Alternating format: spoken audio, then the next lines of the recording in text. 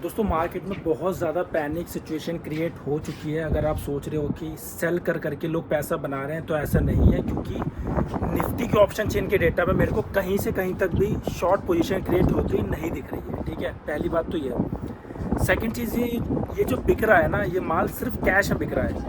या तो रिटेलर्स ने एमटीएफ में पोजीशन बना रखी है और एमटीएफ में 5 कंसेक्यूटिव ट्रेडिंग डेज का टाइम मिलता है। अगर 5 दिन तक आपके वॉलेट का बैलेंस नेगेटिव है तो 6वें दिन ऑटोमेटिक पोजीशन आपकी स्क्वायर ऑफ हो जाएगी। इसलिए शायद रिटेलर की जो पोजीशन है वो स्क्वायर ऑफ हो रही है। ये एक लॉजिक हो सकता है इसके पीछे। सेकंड, जब तक ये वॉर नहीं रुक जाती, जब तक ट्रंप या फिर ईरान में से कोई भी एक बंदा सरेंडर कर दे कि हाँ भैया आप छोड़ो ये सब लड़ाई, अब बैठ के बात करते हैं, तब तक मार्केट में आप उम्मीद मत करना ऊपर जाने के। हालांकि हमें इन सब चीज़ों से फ़र्क नहीं पड़ता, हमें फ़र्क पड़ता है सिर्फ क्रूड से। अगर ईरान हमारे जितने भी शिप हैं जिसमें गैस आती है और क्रूड ऑयल आता है, जो भी इंडिया से इंपोर्ट एक्सपोर्ट होता है, मतलब कि जो भी हम इंपोर्ट करते हैं, एक्सपोर्ट तो हम करते ही नहीं है वैसे, खैर, अगर ईरान उन जहाज़ों को, उन शिप को कोई भी नुकसान नहीं पहुंचाता है, हमारा इंपोर्ट आराम से इजीली हो रहा है, तब भी हमारे लिए दिक्कत नहीं, तब भी मार्केट ऊपर जानी चाहिए।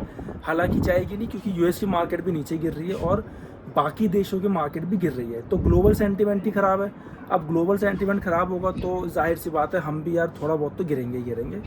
भले बहुत तेज़ी से ऊपर ना जाएं, लेकिन ये होगा कि अगर हमारी शिप इंपोर्ट हो रही है क्रूड की, तो शायद हम लोग उतना ना गिरें जितना बाकी के बाज़ार गिर रहे हैं। बाकी अभी तो पैनिक सेलिंग दिख रही है मुझे भयंकर वाली, और आज निफ्टी 23,200 के भी नीचे फिसल चुका है। अब कहना बहुत मुश्किल है कि कहाँ तक जाएगा ये, 23,000 पे सपोर्ट लेगा या 22,000 पे लेगा या 22,500 पे लेगा। आप नहीं पकड़ पाओगे मेरे दोस्तों, बॉटम आप पकड़ ही नहीं पाओगे, क्योंकि बहुत टफ मार्केट है, न्यूज़ बेस्ड ये मार्केट है। आपको कोई भी टेक्निकल लेवल नहीं मिलेगा। कोई आपसे कहे कि हैमर कैंडल बन चुकी है, डोजी कैंडल बन चुकी है, भाई ये सब चीज़ों पे विश्वास बिल्कुल भी मत करना। न्यूज़ बेस्ड प्योरली ये मार्केट है।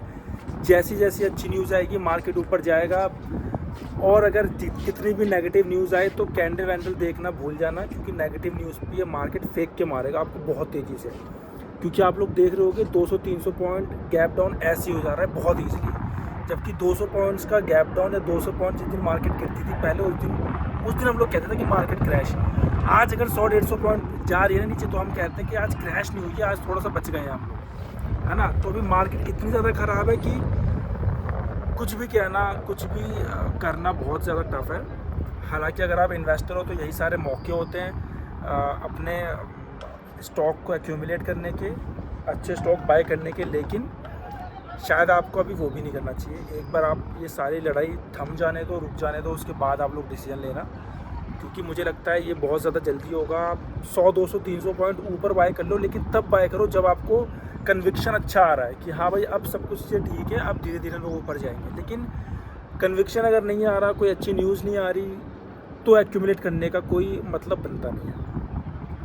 तो ये दोस्तों मेरे लिए आप ये एक सजेशन और दूंगा, अगर आप ट्रेड करने का प्लान कर रहे हो तो अभी तो फिलहाल मत करो मेरे भाई। स्टॉप लॉस लगा के ही मत करो, क्योंकि स्टॉप लॉस आपके बार बार हिट ही होंगे। ऑप्शन चेन के डेटा में कुछ दिख ही नहीं रहा। अगर ऑप्शन चेन के डेटा में ये दिखता है ना कि शॉर्ट पोजीशन क्रिएट है, तो आदमी को पता चलता है कि हाँ चलो ठीक है, अगर मैं पुट ले लेता हूँ तो 25,000 पे, या फिर मान लो अभी तो मार्केट 23,200 पे चल रही है। अगर ऑप्शन चेन के डेटा पे 23,200 पे शॉर्ट ज़्यादा बिल्ड होते हैं तो आपसे कहता है कि हाँ चलो पुट साइड का ट्रेड ले लो 23,200 के स्टॉप लॉस के साथ। हालांकि वो भी नहीं है तो मैं आपसे क्या ही बोलूँ यार।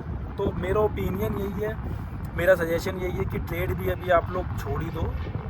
मुझे लगता है कम से कम 1-1.5 हफ्ता तो आपको छोड़ देना चाहिए, जब तक कोई अच्छी पॉजिटिव न्यूज़ नहीं आ जाती, एटलीस्ट तब तक। और इन्वेस्टमेंट करने का प्लान भी कर रहे हो तब भी थोड़ा सा वेट कर लो, कुछ अच्छा हो जाने दो, कुछ अच्छी न्यूज़ आ जाने दो, उसके बाद ही कुछ करना। तो अभी फ़िलहाल तो आपको पोर्टफोलियो को देखना ही नहीं चाहिए। एसआईपी चल रही है तो चलने दो, एसआईपी रोकने का कोई मतलब बनता नहीं है। एसआईपी आप लोग चलने दे सकते हो। बाकी ट्रेड और इन्वेस्टमेंट से, या फिर अगर आप सोच रहे हो स्टॉक को एवरेज करने का, एक्यूमुलेट करने का, तो प्लीज़ थोड़ा सा वेट करो। So thank